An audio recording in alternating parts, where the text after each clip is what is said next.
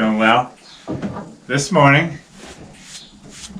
I brought the colts in, and like I do most mornings, and I haven't done anything with them for a while, so I decided I'd give them a quick lesson before I go out and do whatever I'm going to do today. I'm not even sure what it'll be. I might be mowing a little bit of hay, but just want to give them a quick lesson today. So, as you probably saw in the thumbnail, I had a collar on Earl here, and I hope that you were thinking, somewhat thinking anyways, that boy, that guy doesn't know what he's doing. Why does he have that big old collar on that little horse? And that's a good question. And so I will try to explain what I'm doing and why I have that big old collar on this small horse. So I actually have purchased a pair of harnesses from a friend of mine that he had on his Halflinger horses. So I'm sure they can be adjusted to work with these colts here. They'll be able to work with these colts. Get over, Earl. So, and he had a couple small collars, and these collars I think will work for right now. As I'm training these colts to drive, they're not going to be doing any work other than just being trained to drive. So the collar setup and the harness setup isn't as crucial as it is when I'm actually working horses. So I hope to in the future start putting harnesses on them, adjusting the harnesses up, and I will show you that when I do it, and start even driving the driving process, even at a young age, because I guess partially to show you how I do it. A lot of times I would wait until they're 4 years old before I even throw a harness on them, and that's worked fine for me plenty. But I'm very excited about actually doing it at a young age. And thanks to you guys, I'm willing to do it because it's something that I think that you would like to see, and I'm just gonna do that. So, but anyways, for today, let's just deal with the collars. And so I want to show you how I go about it.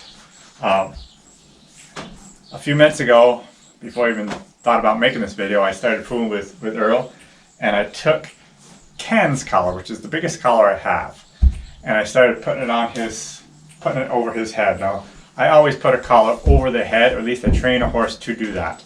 A lot of people do it differently, and that's fine, but I prefer it that way. So I need to train a horse to be able to allow the collar to slip over his head and down on the shoulders.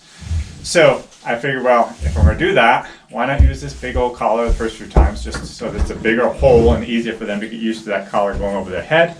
And I know some of you people that have horses that want to start working horses don't always have the option of having an extra big collar to use to throw over to practice with them, putting over their heads. But it doesn't matter. If you just go slow and carefully, you can easily train a horse to put their collar on over their head without much difficulty. But I'm going to show you, I'm going to take Earl out into the light a little bit more, and I have his stall. I actually put the collar on in his stall, and he freaked out a little bit. I should have put that on the film, but I wasn't planning on doing that at the time. And you know, he did freak out a little bit. So he seems fine now, and I'll show you that. But Duke, I'm going to try him, and I'm going to show that probably right here, although I may take him out there, and just to see how he reacts to this collar going on his head. This is actually one of the harnesses that I'm going to use for the colts when I get to it. I have these bags sitting out here because we've got the Amish coming on this week to do the thrashing with our oats. So I needed to count my bags and see how many I've got, because we're going to actually bag them right on the thrasher.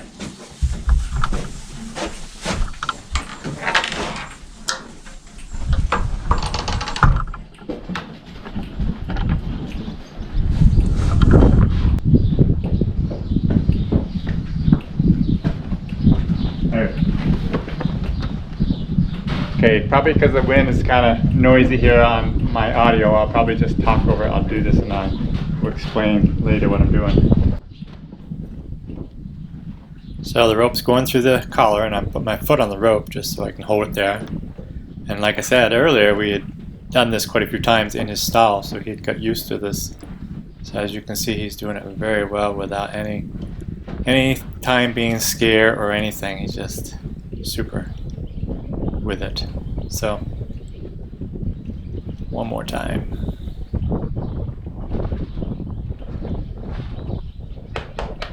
Boy. Okay, now I will head to Duke and attempt to put this collar on him.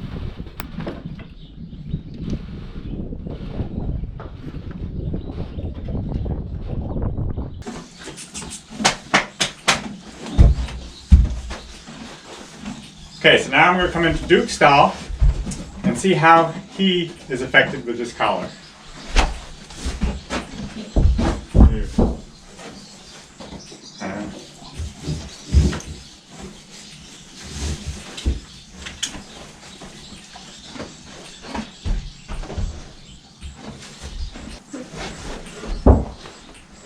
So what I'm doing is just letting it sit here, letting him sniff it.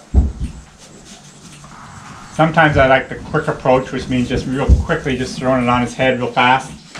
And sometimes that works good, sometimes it doesn't. Today I'm going to take the somewhat slow approach and let him sniff it over a little bit and see what he thinks of it all. And his rope is hitched in such a way that it is through the collar so that the rope won't be affected when I put the collar on. But what I expect from him is him to go way back when I put it on, if I put it on too fast. And what I'm going to do is go part way and stop. And so he might freak out a little bit, but hopefully he won't be too bad. So here we go. Okay.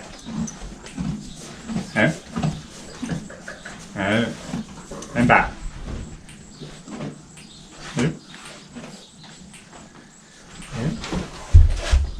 What you have to watch out for is they'll go way back and then they'll possibly jump ahead, and you don't want them to jump on your feet.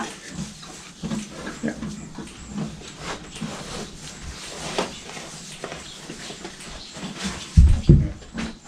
Like I said, a lot of times I would just do it really quick and be done with it, and sometimes that works really good.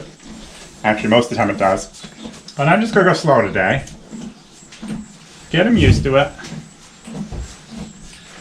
Kind of rubbing down his head. Just taking my time, getting used to it. Now I'm rubbing the top part of the collar on his head, which is actually the smallest part of the collar, but I just want to do it because it's just easier that way. And then probably just at the right second, I'm going to lift really high. So we're going through the biggest part of the collar and flip it up. Just like that. Now, without too much hesitation, I'm going to take it right back off again, but I'm going to do it. So I'm going through this big part of the collar, which is obviously way too big for him. So I pick up high like this. Up we go. Yeah, good boy. Yeah. Good.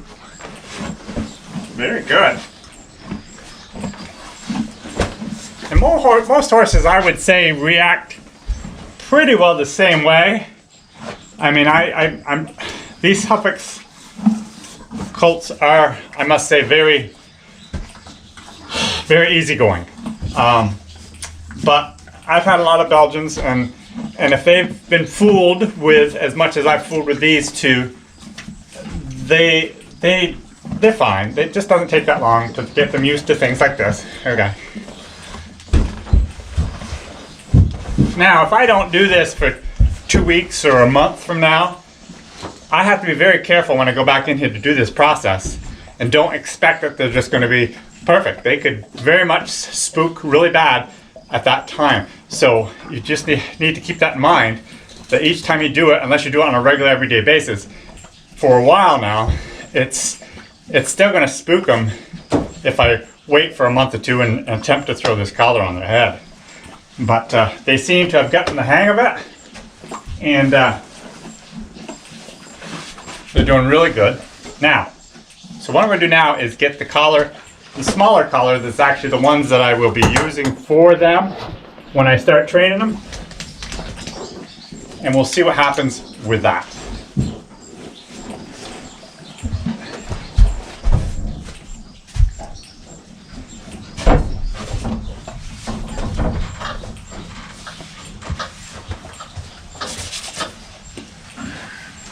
When I bought these harnesses for these colts, I also bought this pair of small collars.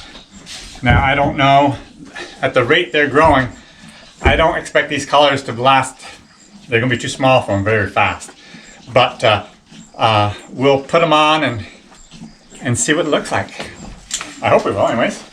So I take the rope, you got to run it through the collar the right way so they're still tied before you throw the collar on. Now this collar is going to be tighter, so I got to do the same thing, go at it kind of slow.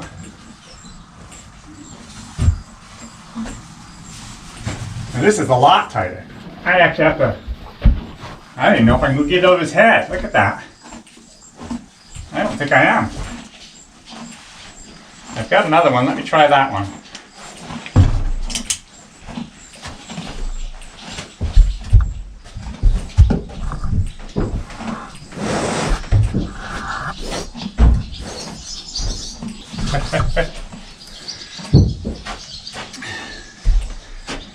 I got another collar, but it's smaller yet. There's no way it's going to fit. But this collar does have a buckle on the top. So I'm going to release this collar and just for fun see if it would fit on him, because I know it's not going over his head. But if I put it on like this, leave the camera alone.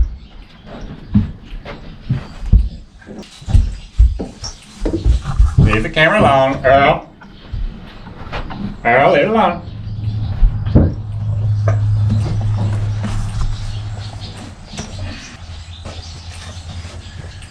Okay, I got the collar on. There's no way that collar is going to go on over his head. And there's no way that collar